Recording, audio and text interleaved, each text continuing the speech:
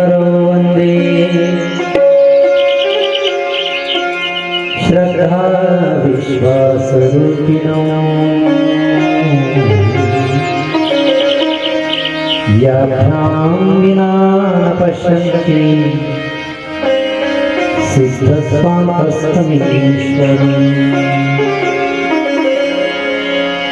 मनोजवम् मारुततुल्यवेगम् जितेन्द्रियं बुद्धिमतां वरिष्ठं वातात्मजं वानरयूथमुख्यं श्रीरामदूतं शरणं प्रपद्ये।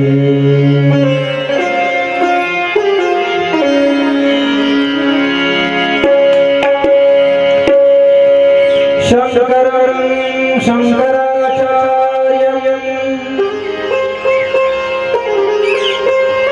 केशवं बादरायणं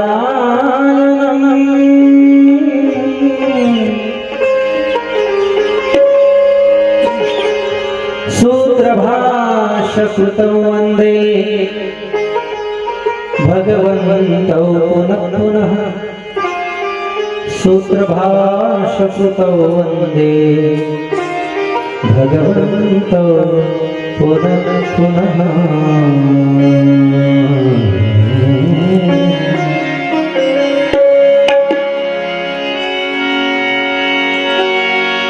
नमः शिवाय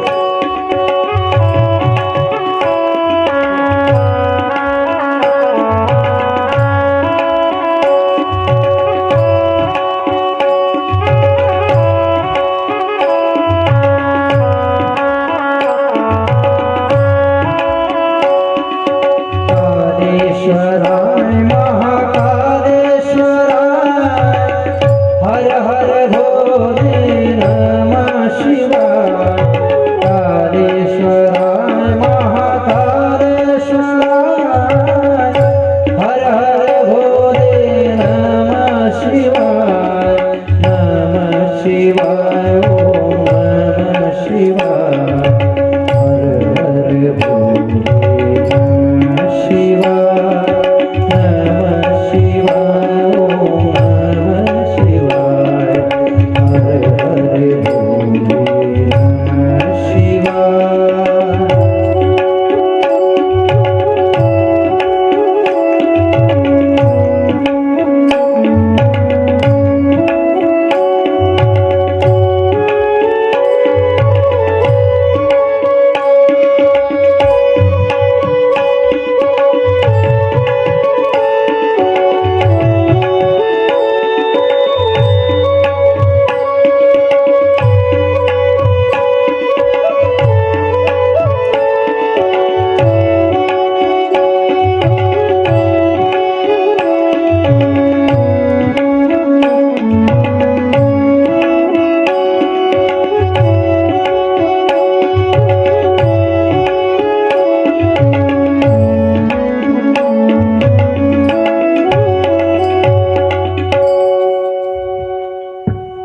उमा महेश्वर भगवान की जय।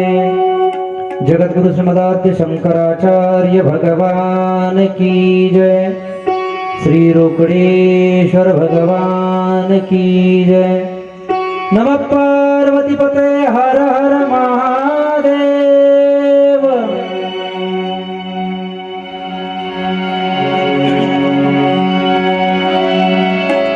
अकारण करुणावरणालय भक्तवांच्या कल्पत्तर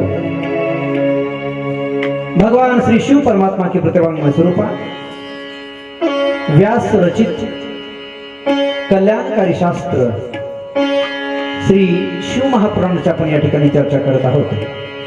अनंत लीला निधान अनंत गुणनिधान भगवान श्री शिव परमात्मा याच्या अवध प्राणी मात्रांच्या ठिकाणी मंगल आणि कल्याणाची प्रतिष्ठा करणारी देवता।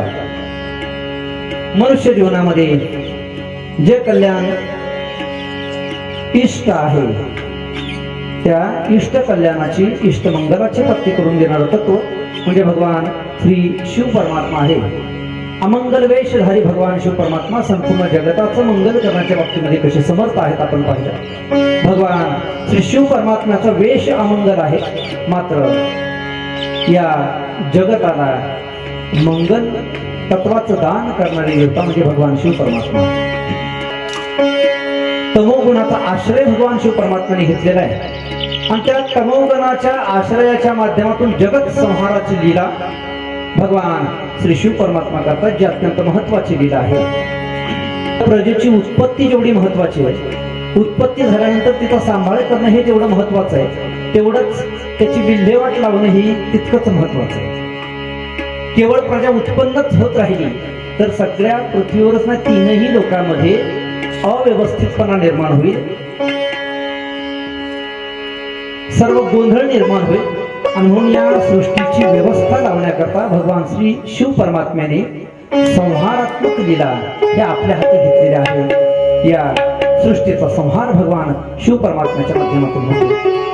ज्ञानोबा वर्णन करतात, पहाता केवढा पसरला से चवडा आणि करोडी माझीवडा आकार गज, संपूर्ण विश्वाचा एकच घास भरता येईल एवढं सामर्थ्य भगवान शिव परमात्म्याचं आहे। विश्व संहरणात्मक लीला हे भगवान शिव परमात्म्याच्या माध्यमातून होत असते, म्हणून अत्यंत महत्वाचं कार्य हे भगवान शिव परमात्म्याचे या मृत्यू लोकांमधलं आहे। अत्यंत भोळी देवता महाराज भगवान शिव परमात्मा, अत्यंत भोळी देवता। किती भोळे, भोळे पण किती असावं त्याला मर्यादाच नाही। एका अभंगामध्ये महाराज वर्णन करतात, शिव भोळा चक्रवर्ती। भगवान शंकर परमात्मा भगवान शिव परमात्मा कसे भोळा चक्रवर्ती। भोळा चक्रवर्ती या शब्दाचा अर्थ असा आहे, जगामध्ये जेवढे काही भोळे माणसं आहेत, जेवढ्या काही भोळ्या व्यक्ती आहेत, त्या सगळ्या भोळ्यांचा तो चक्रवर्ती एवढा भोळा भगवान शिव परमात्मा। कैलासीचा देव भोळा चक्रवर्ती, पार्वतीचा पती योगीराज।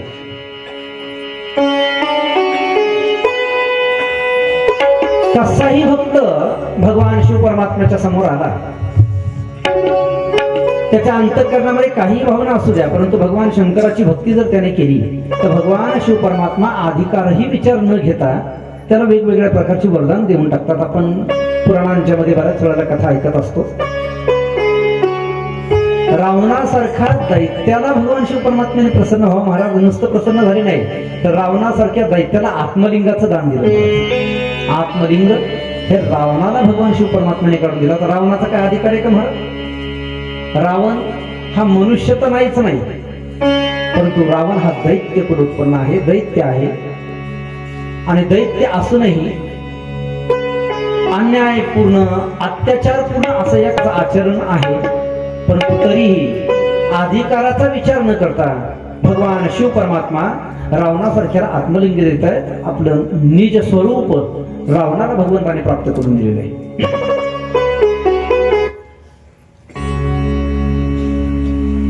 बऱ्याच वेळेला आपण रावणाची कथा ऐकतो आणि कथा ऐकल्याच्या नंतर सर्वसामान्य बुद्धीची लोक रावणाकरता वेगवेगळ्या प्रकारचे अपशब्दही वापरताना आपण पाहतो. पण रावण हा सामान्य नव्हता महाराज. केकसी ही त्याची दैत्य कुलोत्पन्न असणारी माता आहे. त्या केकशीच्या उदरी हा रावण जन्माला आला. ब्राह्मण पुत्र आहे. दैत्य कुलोत्पन्न असणाऱ्या मातेच्या पोटी जन्माला आला आणि म्हणून त्याची वृत्ती ही तामसी आहे. परंतु तामस वृत्ती जरी असली तरी ब्राह्मण कुलोत्पन्न असल्याच्यामुळं भगवान शंकराची भक्ती ही पिढीजात रावणाकडे आहे. भगवान शिव परमात्म्याची भक्ती करत असताना महाराज रावणाच्या ठिकाणी जी भक्ती आहे अथवा रावणाने जशी भगवंताची भक्ती केली तशी भक्ती अन्य कोणी केली नाही महाराज. भगवान शिव परमात्म्याचा अनन्य एकनिष्ठ अशा प्रकारचा भक्त म्हणजे रावण. रावणाचा नियम होता भगवान शिव परमात्म्याला दररोज 1000 कमळांचा अभिषेक करायचा. दररोजचा नियम. रोज शिव सहस्त्रनाम म्हणायचे आणि प्रत्येक एका नावाच्या करता 1 कमळ भगवान परमात्म्याला अर्पण करायचं. हा 1000 कमळांचा नित्यनेम आहे. एक दिवस पूजा करत असताना ते कमळ वाहन त्याचं चालू आहे. 999 मंत्र झाले. 999 कमळ वाहिली. शेवटचा एक मंत्र राहिला आणि त्याने त्या पूजेच्या ताटामध्ये पाहिलं तर आता कमळ संपलेली होती. कमळ शिल्लक नाही. एकच कमळ बाकी होतं. दररोजचा नित्यनेम 1000 कमळ वाहण्याचा. आज 999 कमळ आहे. 1000व कमळ त्याच्यामध्ये नाही. रावणाने ज्या वेळेला ही गोष्ट पाहिली त्यावेळेला ताबडतोब महाराज एक क्षणाचाही विचार केला नाही. त्याने तलवार घेतली आणि आपलं मस्तक त्याने कापायला सुरुवात केली. भगवान शिव परमात्मा प्रगट झाले आणि रावणाला म्हणतात, रावणा तुझ्या पूजेवर तुझ्या भक्तीवर मी प्रसन्न आहे. बोल काय पाहिजे असेल ते वरदान माग. रावणाने बदल्यामध्ये अतुलित बल अशा प्रकारचं मागून घेतलेलं आहे. अर्थ असा आहे रावणाने जशी शंकराची भक्ती केली आपण करू शकतो का महाराज? भक्तीमध्ये वेळ प्रसंगी जीवाचीही पर्वा करावी लागत नाही. प्रसंग आला तर तुकाराम महाराज वर्णन करतात, उतरोनी करी घ्यावे शीस. आपलं मस्तक कापण्याची आणि प्राण अर्पण देव तुका म्हणे प्राण करा देवासी अर्पण. देवाला प्राण अर्पण करण्याची तयारी ठेवावी लागते. आपली होत नाही महाराज तयारी. डॉक्टरनी सांगितलं की आता तुम्हाला माळ काढावी लागेल असं होतं बऱ्याच वेळेला. एखादा असाध्य रोग झाला तर डॉक्टर सांगतात आता तुम्हाला माळ काढावी लागेल आणि नको ते पदार्थ आता तुम्हाला खावे लागतील, त्याच्याशिवाय तुम्ही जगतच नाही. महाराज काढतात लोक माळ. निर्लज्ज मनुष्य जे आहेत ते माळ काढत असतात. माळ काढू नये. व्रत एकदा कोणतंही व्रत घेतलं, संप्रदायाचा कोणताही स्वीकार केला तर त्याची पूर्णता, त्याच्यामध्ये जीव जाऊ द्या ना, काय होतं काय बिघडतं. त्याच्यामध्ये जीव जर गेला तर त्याच्याने सद्गतीच प्राप्त होणार आहे. उगाच 4 दिवस जगण्याकरता घातलेली माळ जर एखादा काढत असेल तर त्याला शहाणा म्हणावं की मूर्ख आपण ठरवा. एखादा निर्लज्ज व्यक्ती ती माळ काढतही असतो.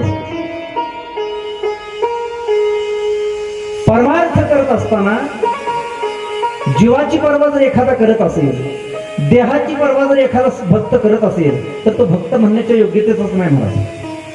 परमार्थ करत असताना भगवंताला साध्य करून घेत असताना जीवाची देहाची पर्वा कधी करू नये. नामदेव महाराजांना विचारा, नामदेव महाराज या देहाच्या संबंधानं तुमचं काय मत आहे? नामदेव महाराजांनी गोड वर्णन केलं.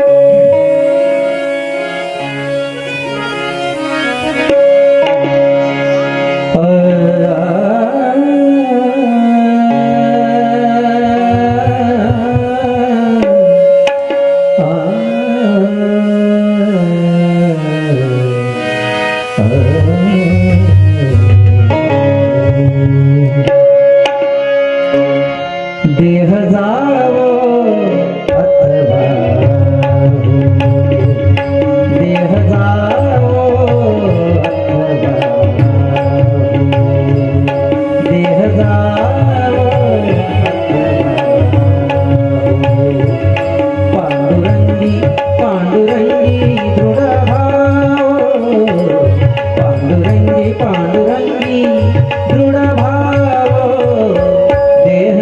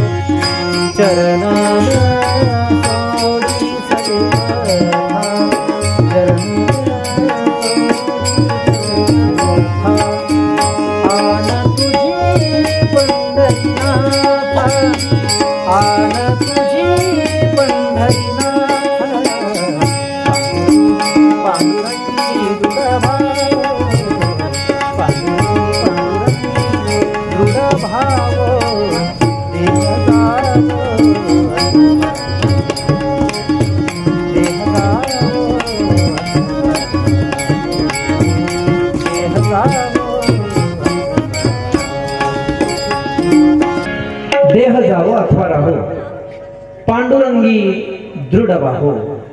नामदेव महाराज सांगतायत हा देह असला काय किंवा नसला काय, आम्हाला या देहाची किंमत नाही. थोडं ऐकून देह हा आमच्या करता साधन स्वरूप आहे.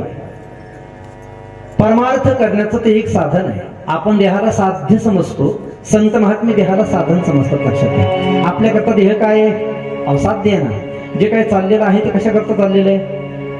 धावणाऱ्या पळणाऱ्या त्या व्यक्तीला विचारलं, बाबा काय एवढी धावपळ करतो? तर लोक म्हणतात महाराज करावं लागतं. करावं लागतं पण कशा करता? काय करतोस? लोक म्हणतात महाराज पोटा करता पोटा पाण्याकरता करावं लागतं. उपलक्षणाने या देहाच्या भरोवरी करता हे सगळं करावं लागतं महाराज. देह सांभाळण्याकरता, देहाचं परिपालन करण्याकरता, देह पोषण करण्याकरता हे सगळी धावपळ, हा सगळा खटाटोप करावा लागत असतो. संसार प्रपंच साध्य करण्याकरता ही धावपळ करावी लागते.